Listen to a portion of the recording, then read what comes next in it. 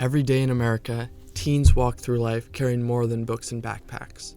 Some carry a silent weight, addiction. What many think is a phase has become one of the most urgent youth crises in our country.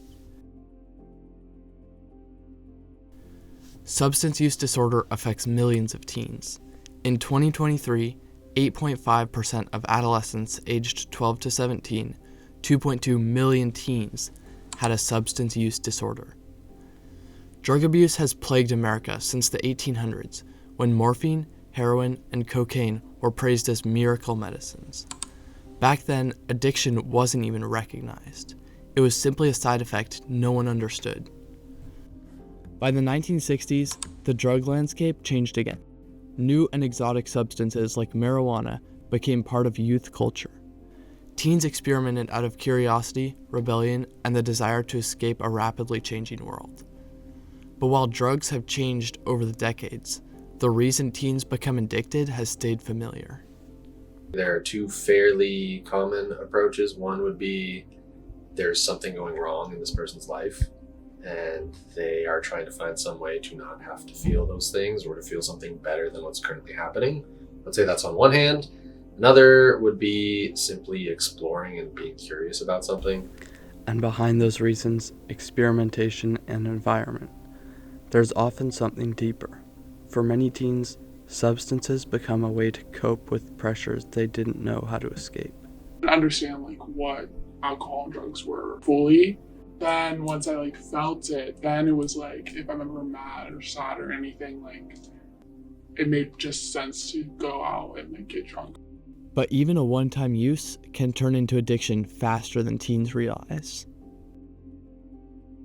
There's a whole environment that is feeling bad, and this person doesn't have general coping skills, and they think a quick shortcut to that would be using substances or something like that is a temporary fix. A fix is a fix, and so they continue to use that over and over again. That's how kind of addiction starts. Teen overdose deaths have tripled in the past 5 years, even though overall drug use hasn't increased. Despite understanding addiction is common, teens are overlooking the severity of addiction. It definitely felt harmless. I didn't understand you could get addicted to that. I knew what alcoholics were, but in my head I had an image of a 6-year-old man drinking beer on his couch and with a blunt in his fingers. That's what I imagined. I didn't imagine that some girl my age could just get addicted to anything.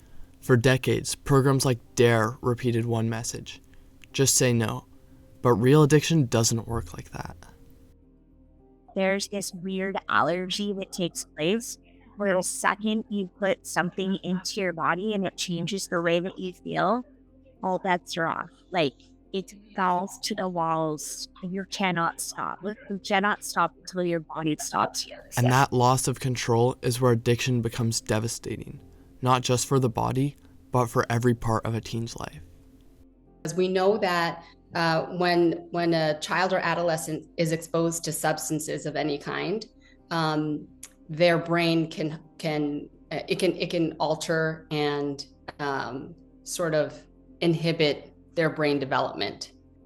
But recovery is possible, and teens actually recover faster than adults. That's why early intervention is so important. Because adolescents, their brains are still growing. Cognitively, they're still developing. Neuroplasticity, as you'll hear time and time again, they're able to take in information and actually they're more responsive to treatment. Support your friends. Reach out when something feels off. Anyone, within the United States can go onto a website called SAMHSA. It's just a national website that can steer anyone who's suffering from either mental illness or substance use to get help. Addiction is not the end of anyone's story. Recovery begins with one choice, one moment, and one person willing to help.